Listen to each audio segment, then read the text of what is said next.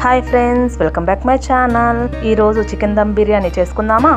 ముందుగా చికెన్ని శుభ్రం చేసి తీసుకోవాలి. దీనిలో మీకు రుచికి సరిపడా ఉప్పు, కారం, కొంచెం పసుపు, ఫ్రెష్ పెరుగు, అలాగే కొంచెం పుదీనా, కొంచెం కొత్తిమీర, హాఫ్ టీ స్పూన్ ధనియాల పొడి, హాఫ్ టీ స్పూన్ జీలకర్ర పొడి, half teaspoon dum biryani masala వేసుకొని ఇవన్నీ చికెన్కి బాగా పట్టేలాగా కలుపుకోవాలి. దీంట్లోనే కొన్ని ఫ్రైడ్ ఆనియన్స్ వేసుకొని కలుపుకోవాలి.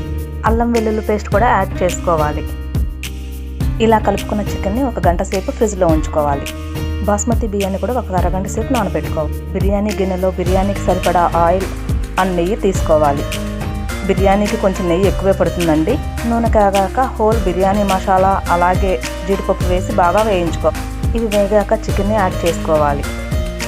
వేరే స్టవ్ మీద రైస్కి డబుల్ క్వాంటిటీలో వాటర్ తీసుకొని ఇందులో హోల్ బిర్యానీ స్పైసెస్, దమ్ బిర్యానీ మసాలా, రైస్కి సరిపడా సాల్ట్ అలాగే కొంచెం నిమ్మరసం వేసుకొని వాటర్ని మరిగించుకోవాలి. ఇలా మరిగించుకున్న వాటర్లోకి రైస్ యాడ్ చేసుకోవాలి.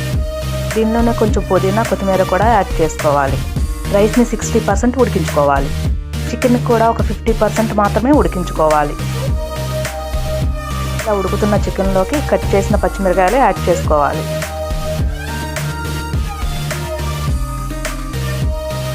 చికెన్ కూడా 50% ఉడికిపోయిందండి.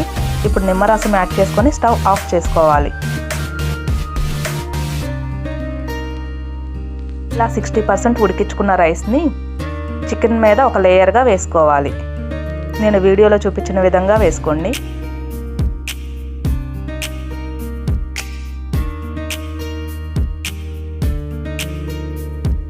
ఇప్పుడు 90% ఉడికించుకున్న రైస్ని చికెన్ మీద రెండో లేయర్గా వేసుకోవాలి.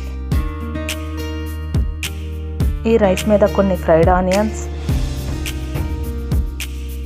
కొంచెం పుదీనా, కొంచెం కొత్తిమీర, అలాగే కొంచెం నిమ్మరసం, నెయ్యి, అలాగే కొంచెం దమ్ బిర్యానీ మసాలా కూడా యాడ్ చేసుకోవాలి.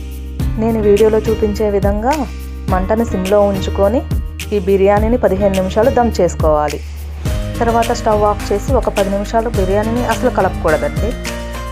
మీకు బిర్యానీ కలర్ కావాలనుకుంటే దమ్ చేసే ముందు కుంకుమ పువ్వుని పాలల్లో నానబెట్టి రైస్ మీద యాడ్ చేసుకోవచ్చు.